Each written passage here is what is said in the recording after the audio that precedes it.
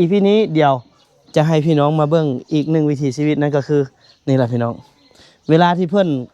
นว่าเวลาที่เพิ่นขานเนาะเพิ่นจะเอาเข้ามาต่ำอยู่โคกตัวนี้เวลาตอนใดที่เพิ่นมั่นเพิ่นก็สิแบกเข้าหันไปสีและคันสมมุติว่าเบ้าซุกนี่นะอยากได้น้องอ่อนเมื่อรักษาเป็นเมียเป็นลูกเลยนี่เป็นลูกเป็นเมียก็ได้หรอก็บ่เส้นทางสิเว้าอันนี้เอาแต่บุญวาสนาเนาะถ้าว่าบ่ติบ่เจก็คนทุกข์คนยากได้เบิ่งนี่ได้พ่อแม่บ่เป็นไปเนาะสมมุติเบ้าซุกสิเอาอีหลีนี่ค่าดองแพงบ่พ่อมีอันเลอเนี่ยมีอันเลอเนี่ยเงินเท่าเลยเขาเป็นแก่เพิ่นว่า4ล้านต่อฟักเนาะเห็นน่ะตัวงัวตัวน้อยตัวใหญ่ก็มันงัวมีงัวพาเขาพาน้ำเดียวเพิ่นเอาแล้วมันซุมื้อน่ะบางคนก็10ล้านเนาะบางคนก็7ล้าน8ล้านคะแนนว่าเขาเอา4ล้านเอาแต่4ล้านค่าแม่ลูกตกคนสวัสดีท่านผู้ชมพบกับบ่าวแต่คำนากายเนาะตอนนี้ก็ยังอยู่ที่บ้านคำกุนาเมืองไซจพรแขวงบริคอมไซคือเก่ามื้อนี้นี่บ่าวแต่คำจะมานำเสนอวิถีชีวิตอีกอย่างหนึ่งเป็นชีวิตประจำวันของสาวบ้านๆโดยเฉพาะแม่นน้องออนซึ่งนอกจากเพิ่นจะไปให้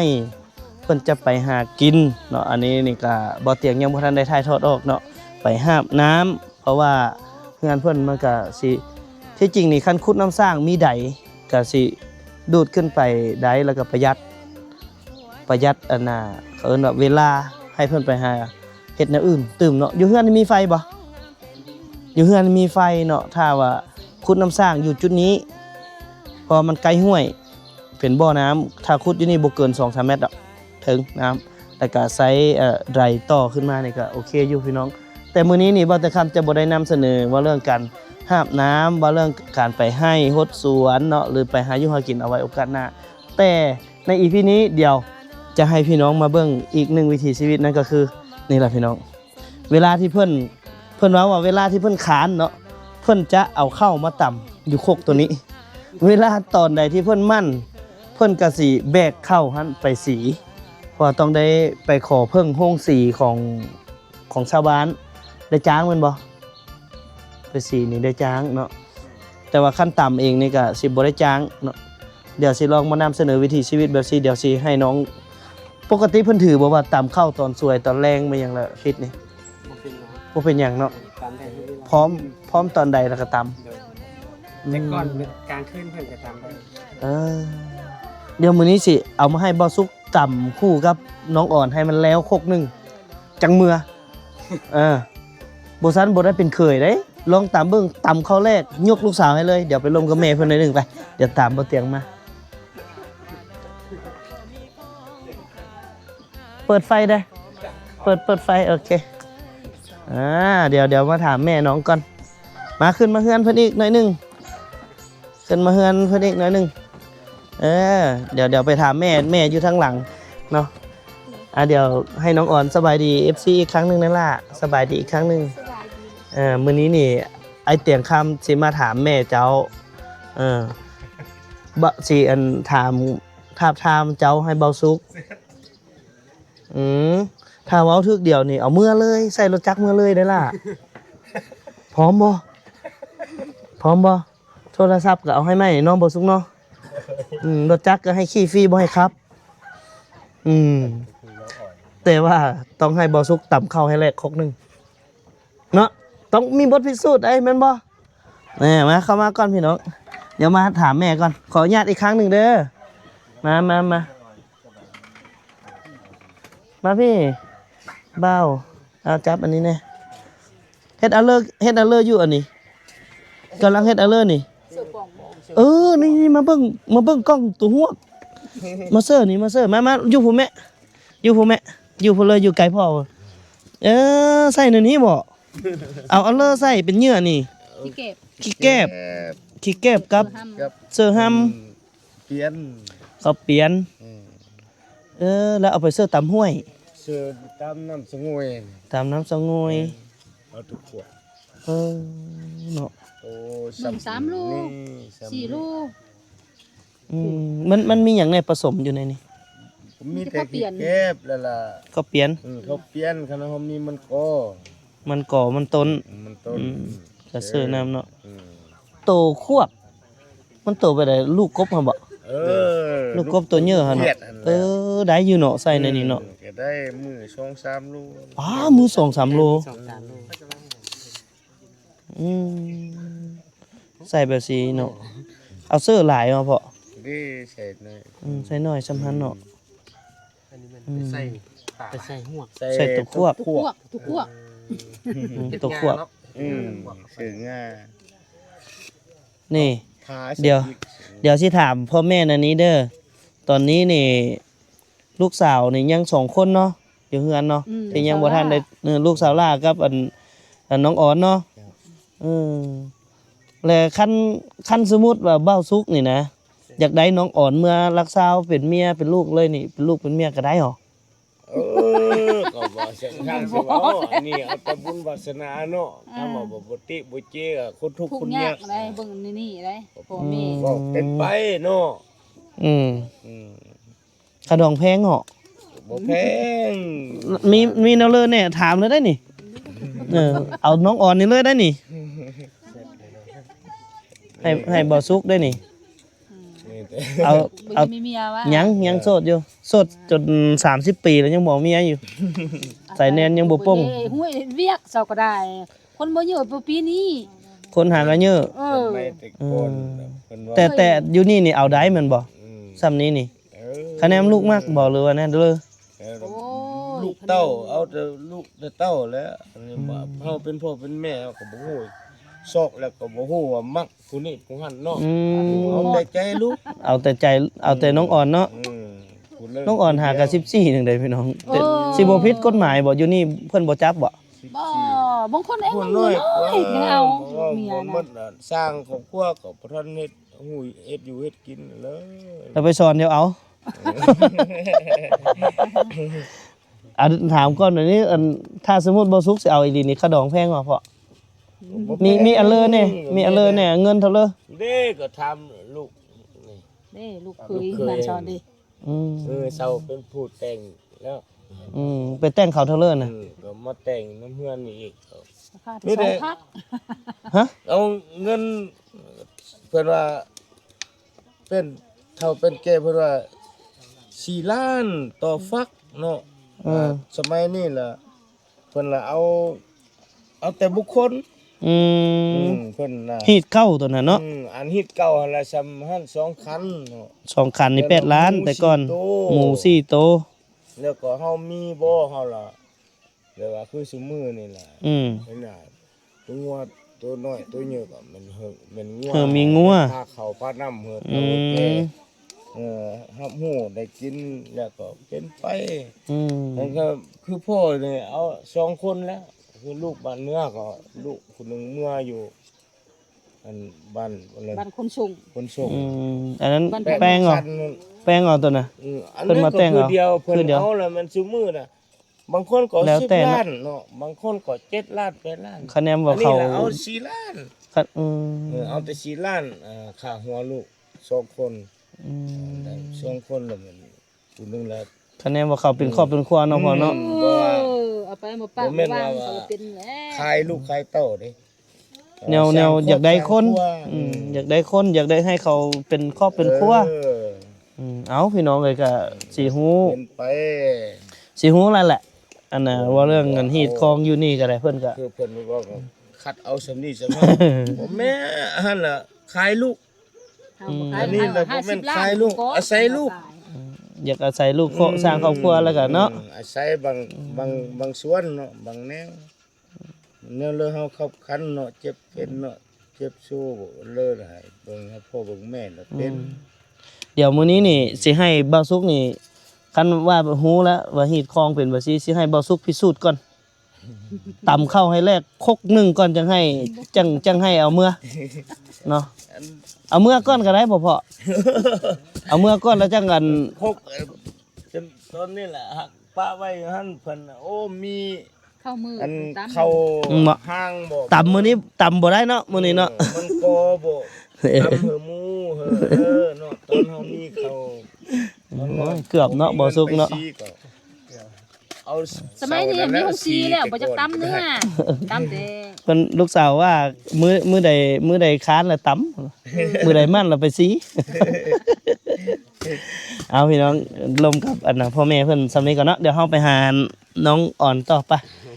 บัดนี้สิเอาเมื่อเลยได้บัดนี้ได้โอนได้บ่สุกเอ้ยโอนเลย4ล้านโอนค่าดองน้องอ่อน4ล้านโอนเลย เอาเพิ่นเมื่อพอ เมื่อเลยแล้วใส่รถมาเลยแล้วใส่รถจักรเข้ามาเลย แล้วจังไปเอางัวมาตำหลังบัดนี้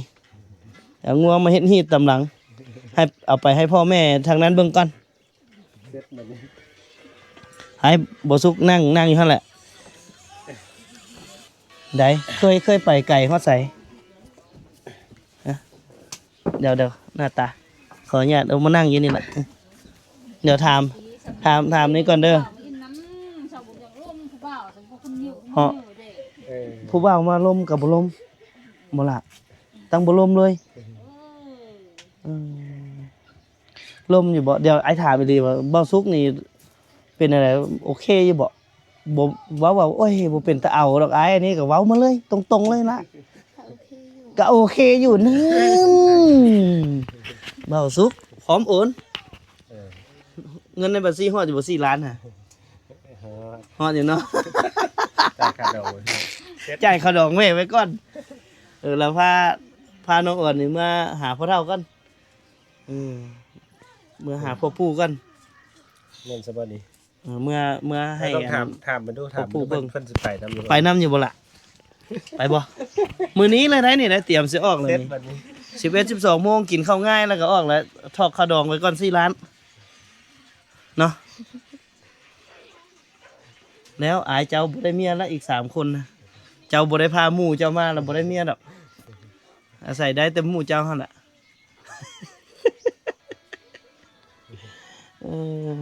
เพลงใครโอ้ยเปิดดังเด้อเฮ้ยมอนลงให้เนี่ยนะเฮ้ย ปกติน้องวันมื้อนี้ก็จะไปให้เนาะแกมื้อนี้ฟ้าฝนเนี่ยสองสาวเดี๋ยวเฮาโทรมานัดเพิ่นแน่ก็อยู่ ปกตินี่ไปให้ ฝนห้ามเปียกอย่างเงี้ยเงินบ่ปกติไปให้ไปสวนนี่น้องก็ได้หาของอยู่ของกินมาพร้อมอ่ะ บางมื้อก็หาบางมื้อก็บ่ได้หา ไม่อย่างส่วนหลายเก็บมา เป็นผักกุด ผักกูดลวกเนาะลวกจำเจียวนึ่งเนาะหรือว่ามาแกงบ่พวกน้องเอามาแกงใส่หยังใส่หม้อ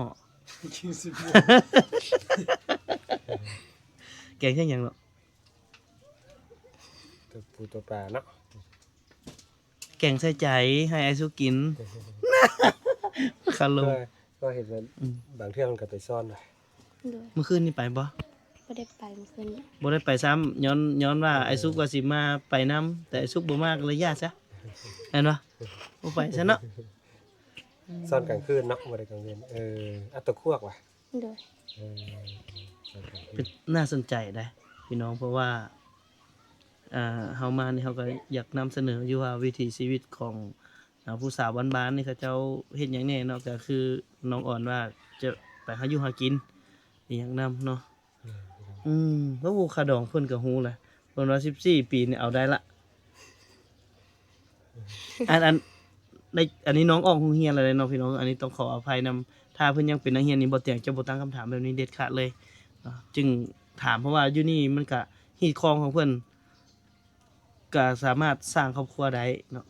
แต่ถ้าตามกฎหมายแท้ๆคือบ่ได้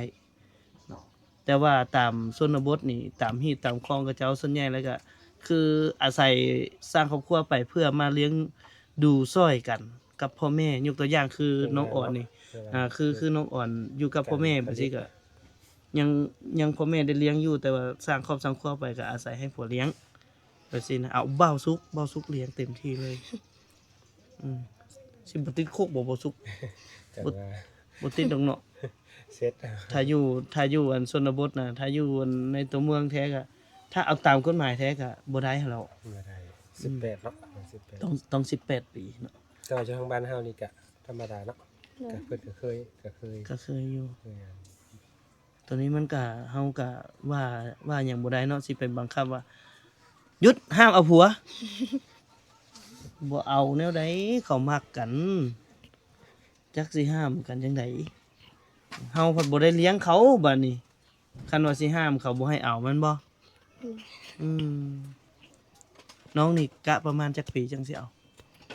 บ่ฮู้นำพ่อน้ำแม่ กูฮู้นำพ่อนำแม่อีก เลย เอาคันตกลงได้กับพ่อน้องนี่แม่น้องนี่เดี๋ยวสิเอาเมื่อมื้อนี้เลยก็ตกลงกับเพิ่นแล้วงัวควายกับหมู4ตัวเนี่ยมาตำหลังงัวตัวหนึงลูกงัวก็ได้เพิ่นเนาะตัวมันเกิดใหม่ งัวก็คืองัวก็งัวน้อยก็งัวใหญ่ก็งัวหมูอีก4ตัวหมูก็เอาหมูนมเนาะ ไม่ใช่หมูนมหมูน้อยอ๋อเนาะ หมูนมหมูนมบ่หมูแม่ลูกอ่อนน่ะนะนมมันหลายเด้ เขาเอิ้นหมูนมแม่นบ่เสียงอันนั้นล่ะคันว่าอันนั้นน่ะลูกหมูน้อยๆหั่นบ่แม่นหมูนมได้หมูน้อยนะเอาหยอกน้องๆไว้เพียงสำนี้พี่น้องไว้ก็เดี๋ยวรับเข้าเป็นทีมงานอีกท่านหนึงเนาะคือน้องอ่อนก็สิพยายามมานำเสนอวิถีชีวิตของน้องให้หลายขึ้น แต่มันยากที่บ่อนว่าเฮาติดต่อเพิ่นบ่ได้เพิ่นบ่มีโทรศัพท์นี่แหละสิ่งที่ยากมากับบางเทื่อก็สิบ่เจอเนาะคือเฮามาหลายๆเทื่อเนาะ2-3เทื่อน้องก็ไปให้เพิ่นเนาะน้องไปให้เนาะล่ะเนาะอืม ไปเสียยาให้บะ แต่น้องหูปากหูเว้าอยู่ มีโอกาสอยู่แล้วไปซ่อม ไปเบิ่งให้เพิ่นเนาะ ไปเบิ่งให้ไก่บ้าสมมุติว่าไปให้ ไกลอยู่ ย่างจักชั่วโมง บ่ฮอดชั่วโมง ฮอดชั่วโมงประมาณ5แม่นบ่ คันยังไว้ก็ไปฮอดไว้ มันยังไว้ฮอดไว้ ยังสะก็ คันแล่นนะฮอดไว้ สาวเลยเนาะสาวไป แล่น เอาไปจนแล่นแต่ว่าน้องมีความสามารถได้น้องมีความสามารถน้องบ่สูงเนาะที่ว่าเฮามานั่งลมนั่งว่ากันแบบนี้นี่ก็น้องก็ฮู้จักปากจักลมก็น่าส่งเสริมเนาะพี่น้องก็เสียดายที่เพิ่นจำเป็นต้องได้ออกโรงเรียนก่อนจบแต่ม.3 นึงเนาะจบแต่ม.3 นึงถ้าสมมุติว่ามีคนส่งเสริมให้เรียนนี่น้องยังเรียนอีกบ่ยังสิเรียนบ่สมมุติให้น้องไปเข้าม.4 แต่ก็สิบ่ทันหมู่ละแต่ว่าก็ให้เข้าม.4 ให้จบม.4 ว่าสิได้บ่ บ่อยากเรียนนะ บ่อยากเรียนเนื้อออกมาแล้วเนาะเสี่ยวก็ยังมาเอาอายแล้วเนาะพาเสี่ยวมาก็ถึกอายยึดไปเรียบร้อยบ่มีเสี่ยวละได้เป็นเอื้อยไผจ้อย มันเป็นสังคมเลยพี่น้องคือ คนลุ้นเพิ่นอยู่เขตชนบทแบบเขาเจ้าใหญ่มาซำนี้ผัดเขามีครอบมีครัววันนี้ตัวเองผัดเหลือแต่คนเดียวหมู่คู่เริ่มทยอยแต่งงานไปแม่นบ่16 17 ปีก็ว่าย่านเป็นสาวเฒ่าค้างบ้านแหละว่าซี่หั่นน่ะแม่นบ่ฮะ แม่น ห่านมันแหละแตกต่างกับสังคมอยู่ที่บ่อนที่เขาเจ้าได้เรียนเนาะบ่สุกเนาะคือ17 18นี่เขาเจ้าจะจบม.7 แม่นบ่แล้วไปเรียนต่อชั้นสูงปริญญาตรีบ่ซี่ก็ประมาณอยู่22 23แล้วต้องมีเวียกเฮ็ดงานทำอีกประมาณ25 26 27บางคนเนาะคืออยู่ในเมืองนี่ก็สิประมาณ22ขึ้นไปล่ะเขาเจ้าแต่งงาน18นี่บ่ค่อยมีน้อยแต่อยู่เขตชนบทนี่ให้ฮอด18นี่คือเป็นสาวเฒ่าข้างบ้านแล้วว่าหมู่เพิ่นได้ลูกหนึงแหละสะออนเข้าไปอุ้มลูกเนาะสิ่งนี้แน่นอนน้องอ่อน เอาใจช่วยน้องๆก็เป็นกำลังใจพี่น้องเอ้ยก็น่าสงสารอยู่เฮือนซ่านเพิ่นก็อยู่11คนซ้ำนี้นี่โอ้สำหรับบ่เตียงคิดว่ายากสมควรอยู่ที่จะอยู่ร่วมกันเป็นครอบครัวใหญ่แบบสิจนให้เห็นให้น้องนี่ได้ไปนอนอยู่เฮือนหมู่เนาะไปนอนอยู่เฮือนหมู่ก่อน เนาะอะไร มาของเบาเตียงนี่เบาสุกเอ้ยพร้อมที่จะเลี้ยงดูน้องบ่เอาเมื่อเลยเนาะบ่แท้โอ้ยหลีเลยรถจักรเขาว่างอยู่คันหนึง ลองถามเพิ่นสิเมื่อนำบ่นี่สมมุติ มาบ่ เมื่อบ่ละสมมุติ ยังตอบบ่ได้เนาะ เดี๋ยว แหมตอบ เห็นกันนะฮะก็เห็นกันแล้วสิเอาเมื่อเนาะโอ้ยบ่ได้ มีบ่อยู่นี่แบบว่ามาล่มกันบ่สิแหละโอ้มักแล้วเอาเลยบ่สิมีบ่เอาคือหมู่น้องนี่เด้ ก็บ่ปานนั้นเนาะ คือเสี่ยวน้องนี่มาดุบ่จังมักกับอายนี่ ไม่นับกันทุกมื้อ มาเล่นนํกันทุกมื้อจักเดือนฮอดปีบ่ซ้ำ จือบ่ได้ จักเพิ่นรักมักกันตอนใดเนาะนี่แหละเพิ่นว่าฮักแท้แพ้ใกล้ชิดอืม เสื้อฮูบ่ บ่าวสุกเอ้ยเจ้าไม่หยังล้มบ่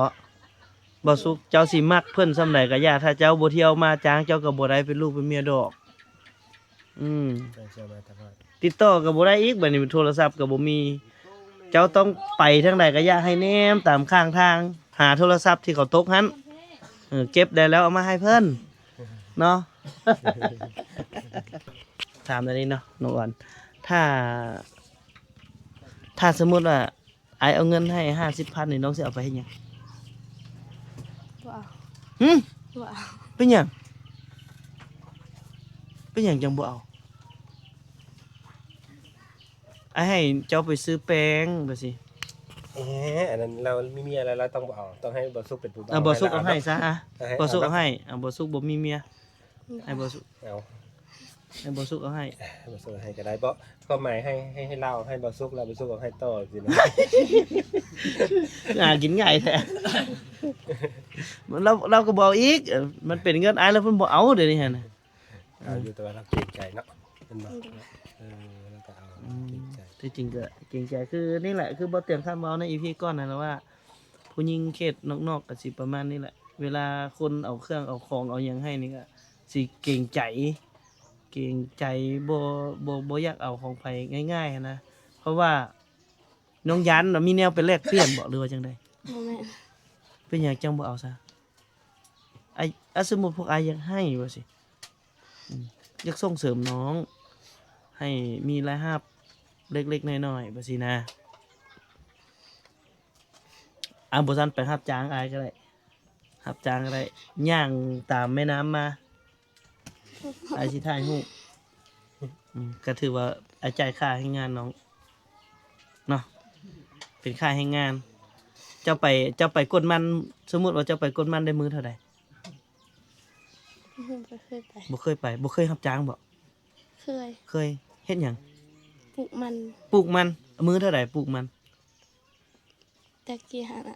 50 ตะกี้50 เลย ตอนไปหันใด เลย นี่แหละ มานำพวกเฮาก็จ่ายค่าให้งานเกิด 50,000 ซ้ำน้องปลูกมันมื้อหนึงเลย โอเคบ่ เอ้าเป็นค่าเนาะมันก็คือกับใส่ให้งานน้องคือกันเนาะหรือว่าต้องไปปลูกมันบ่จังเอาฮะมีเงินจะบ่เบิ่งกันเด้อพี่น้อง กระเป๋าเฮีย กระเป๋าเฮียล่ะตินี่เดี๋ยวเฮียอ่ะอันนี้ไอเอาให้เป็นค่าให้งาน เอาเลย เป็นค่าให้งานได้นี่พี่น้องเป็นค่าให้งานของน้องเพราะว่าน้องไปอันน่ะก้นมันน้องก็ยังได้มื้อนึงแม่นบ่มื้อนึงเต็มๆอ่ะ แต่ก่อนได้ตอนนี้ละ150,000 150,000เดี๋ยวนี้ได้เมื่อยบ่ก้นมัน เมื่อย เมื่อยเนาะ ปลูกมัน เมื่อยบ่เฮ็ดเวียกกับพวกไอ้บ่เมื่อยอ่ะอันนี้ไอ้เอาให้ไว้ซื้อกินแล้วน้อยไอ้สุกให้อีก เอาเลย จับเอาบ่ซันไอ้เครียดไอ้บ่มาไกลเลย บ่สุกเอาให้ ไอ้บ่มาเลยได้กันบ่เอา เอาแล้วไอ้สุกก็ไปแต่งข้าวจังแม่ จังสบายใจ จังแม่อีกพี่น้อง เอาให้บ่สุกเอาให้ซะเอา เอาเลย จับเอาเลย เอาเลย พวกไอ้ก็บ่มาแล้วเถอะน่ะ จับเอาเลย คันอยากให้พวกไอ้มาได้เอาคันบ่เอาแล้วถือว่ารังเกียจพวกไอ้บ่อยากให้พวกไอ้มา จับเอาเลยนะจับ เอาไว้ซื้อครีม บ่เป็นหยังจับเอาเลย จะเอาละขอบใจนำ เข้าใจ ขอบใจ เลยเข้าใจ นี่ซะอยากให้น้องแบบมีกำลังใจในการช่วยเหลือพ่อแม่นะอย่างน้อยก็อย่างน้อยนี่คือน้องนี่ก็เป็นกำลังหลักละ ให้กับครอบครัวเนาะยังให้น้องสู้ยังให้น้องเพื่อพ่อเพื่อแม่เนาะมีคนให้แบบซี่บ่มีคนเอาให้จักเทื่อมีบ่ โอ้ย ถ้าบ่ไปใส่ให้งานแล้วบ่มีเลยแม่นบ่เป็นไงดีใจบ่ล่ะ ดีใจ ดีใจแห้งดีใจแห้งจนน้ำตาไหล บ่เคยบ่ค่อยมีผู้มาให้ว่าสิเนาะวันนี้เท่าหน้าพวกอายมาแล้ว ต้องมีต้องซอกซื้อของตอนเนาะมาเพิ่นให้อีกมาให้เพิ่นอีก ในจังนั้นแต่ว่าการก็ให้เพิ่นแต่ว่า ก็บ่เป็นหยังคือน้องๆเพิ่นอยู่ชนบทนี่มันก็คาดเขินอีหลียุ่งยากอยู่คือพวกเฮามาบัดซี่นี่ก็ ไปให้แล้วเพิ่นอีกเนาะมีโอกาส ไปให้ไปหากินเอาเดี๋ยวบ่เตียงขอลำลาเลยได้พี่น้องเอ้ยบ่ปิดบ่สุกก่อนก็ได้ พี่น้องเดี๋ยวมาสุกขอจบคลิปก่อนพี่น้องดีใจเดี๋ยวมาเห็นน้องบัวมาหลายเทื่อแล้วก็บ่เห็นพี่น้องอันนี้ก็ได้เห็นแล้วเพิ่นกับผู้งาม ลำลาไปพร้อมกันเลยกับบ่สุกเด้อพี่น้องเด้อ สำหรับคลิปนี้ไปก่อน ไปก่อนเนาะสบายดี ลา บ๊ายบายกล้องนี้เด้อกล้องนั้นนี่